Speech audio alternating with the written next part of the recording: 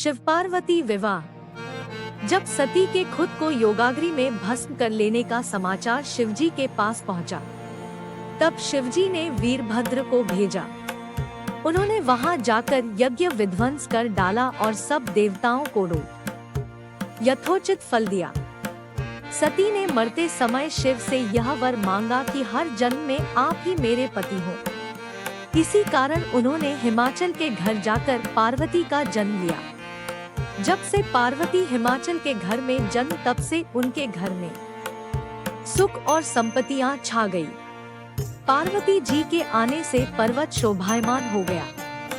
जब नारद जी ने ये सब समाचार सुने तो वे हिमाचल पहुँचे। वहां पहुंचकर वे हिमाचल से मिले और हंसकर बोले, तुम्हारी कन्या गुणों की खान है। यह स्वभाव से ही सुंदर, सुशील और शांत है। यह कन्या सुलक्षणों से संपन्न है। यह अपने पति को प्यारी होगी।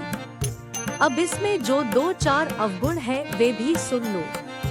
गुणहीन, मानहीन, माता पिता विहीन, उदासीन, लापरवाह। इसका पति नंगा, योगी, जटाधारी और सांपों को गले में धारण करने वाला होगा। यह बात सुनकर पार्वती के माता पिता चिंतित हो गए। उन्होंने देवर्षि से इसका उपाय पूछा। तब नारद जी बोले, जो दोष मैंने बताए मेरे अनुमान से वे सभी शिव में है। अगर शिवजी के साथ विवाह हो जाए तो ये दोष गुण के समान ही हो जाएंगे। यदि तुम्हारी कन्या तप करे तो शिवजी ही इसकी किस्मत बदल सकते हैं। तब यह सुनकर पार्वती जी की मां विचलित हो गई।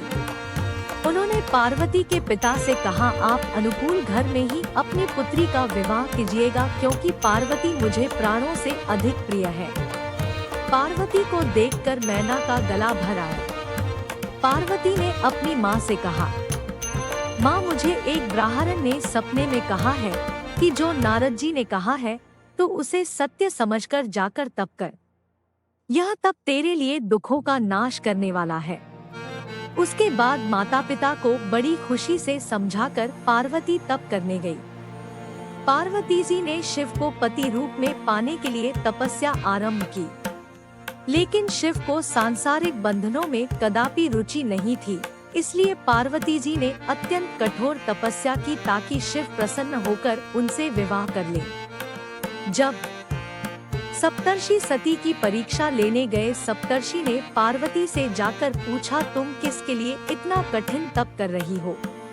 तब पार्वती ने सकुचाते हुए कहा, आप लोग मेरी मूर्खता को सुनकर हंसेंगे। मैं शिव को अपना पति बनाना चाहती हूँ। पार्वती की बात सुनकर सभी ऋषि हंसने लगे और बोले कि तुमने उस नारद का उपदेश सुनकर शिव को अपना पति माना है, जो सब कुछ चौपट कर देता है। उनकी बातों पर विश्वास करके तुम ऐसा पति चाहती हो जो स्वभाव से ही उदासीन, गुणहीन, निर्लज्ज, बुरे वेश वाला, बिना घर बार वाला, नंगा और शरीर पर नागों को धारण करने वाला है। ऐसे वर के मिलने से कहो तुम्हें क्या सुख मिलेगा। अब हमारा कहा मानो हमने तुम्हारे लिए बहुत अच्छा वर चुना है। हमने तुम्हारे लिए जो वर चुना है वह लक्ष्मी का स्वामी और वैकुंठपुरी का रहने वाला है। तब पार्वती उनकी बात सुनकर बोली, कहा है कि मेरा हठ भी पर्वत के ही समान मजबूत है। मैं अपना यह जन्म शिव के लिए हार चुकी हूँ। मेरी तो करोड़ जन्मों तक यही जिद रहेगी। पार्वती की यह बात सुनकर सभी ऋषि बोले, आप माया है और शिव भगवान है। आप दोनों समस्त जगत के माता पिता है। यह कहकर सप्तर्षि पार्वती को प्रणाम करके वहां से चले गए। पार्वती जी की दृढ़ निष्ठा ने जीत लिया शिवजी का मन। वर्षों तपस्या करने के बाद एक दिन पार्वती जी के पास एक ब्रह्मचारी आया। वह ब्रह्मचारी तपस्विनी पार्वती का अर्घ्य स्वीकार करने से पूर्व बोल उठा, तुम्हारे जैसी सुकुमारी क्या तपस्या के योग्य है?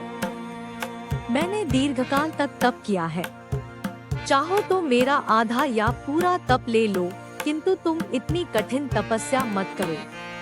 तुम चाहो तो त्रिभुवन के स्वामी भगवान विष्णु भी किंतु पार्वती ने ऐसा उपेक्षा का भाव दिखाया कि ब्रह्मचारी 2 क्षण को रुक गया।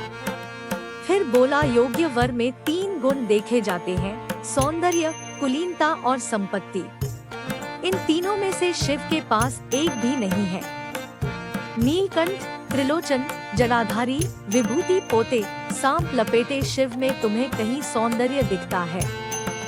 उनकी संपत्ति का तो कहना ही क्या, नग्न रहते हैं। बहुत हुआ तो चर्म चमड़ा लपेट लिया। कोई नहीं जानता कि उनकी उत्पत्ति कैसे हुई। ब्रह्मचारी पता नहीं क्या क्या कहता रहा, किंतु अपने आराध्य की निंदा पार्वती को अच्छी नहीं लगी। अत वे अन्यत्र जाने को उठ खड़ी हुई। तब शिव उनकी निष्ठा देख ब्रह्मचारी रूप त्याग प्रकट हुए और उनसे विवाह किया। जहाँ दृढ़ लगन, कष्ट सहने का साहस और अटूट आत्मविश्वास हो, वहाँ लक्ष्य की प्राप्ति अवश्य होती है।